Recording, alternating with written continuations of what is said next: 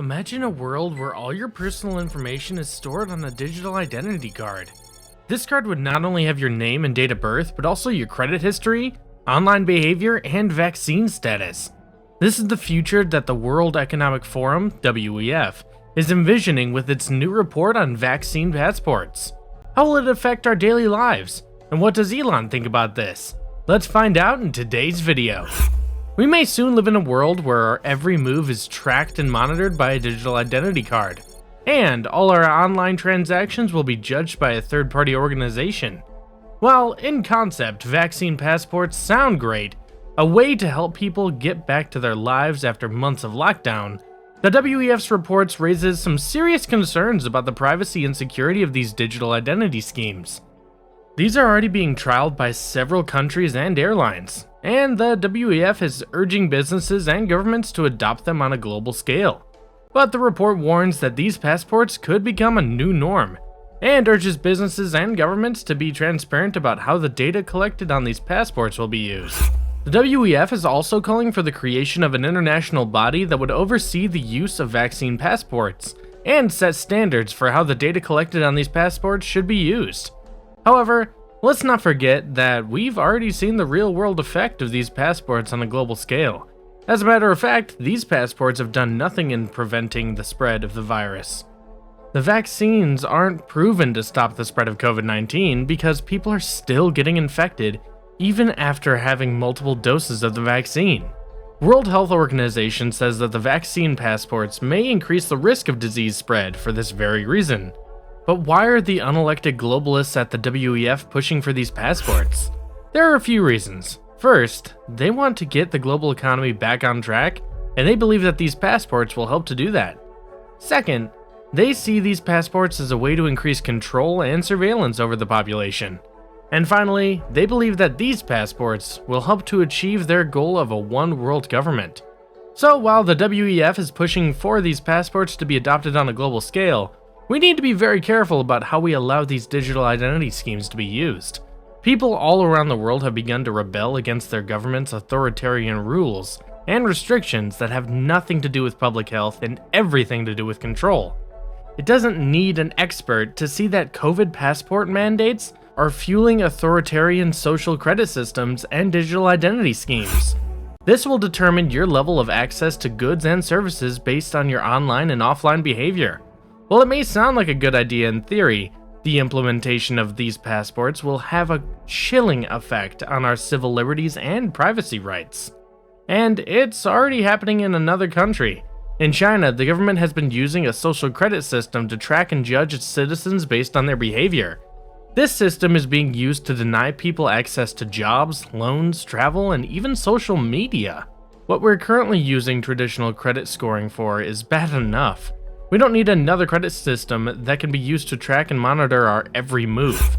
What we're currently using now is the traditional credit scoring system, which relies on limited sources for insights into your financial behavior. Meanwhile, alternate crediting sources include your social behavior to your overall score. It includes your social media activities, online engagement, geolocation data from your smartphone, PC browsing histories, and phone records. While advocates praise alternative credit scoring as being more inclusive, others fear that it could be an entryway into a Chinese Communist Party-style social crediting system, where access to goods and services is based on a person's social behavior. Nizan Geslovich-Pakin addressed the dangers of merging financial and social data. These risks include social segregation, decreased social mobility, privacy harms, potential lending discrimination, a Yelp-style ranking culture. A Yelp-style ranking culture already exists under the CCP, but the consequences are far worse for citizens with bad reviews. There are over 30 million citizens in China who are banned from ever leaving the country, whether by train or plane, having insurance, renting a home, going to restaurants, and even taking out a loan because they have a low social credit score. Despite the risk of authoritarian abuse, social credit does have its benefits. Professor Pakin co-authored a study with her college professor, Yafet Lev Oretz. In the study, they wrote, "Social credit is arguably a highly efficient and accurate innovative tool that can be used in various ways and formats to expand access to credit to populations which otherwise might be creditless or underserved for various reasons under the current credit system. A WEF report in 2018 states that our identity is literally who we are, and as the digital technologies of the fourth industrial revolution advance, our identity is increasingly digital. This digital identity determines what products, services, and informations we can access, or conversely, what's closed off to us. Financial services make up just one component of a whole host of social activities, records, and credentials that make up a person's digital identity. Unsurprisingly, the industry stakeholders like alternative credit scoring because it shows the promise of being highly accurate. It helps these stakeholders prevent risks in money lending while finding trovers of potential borrowers.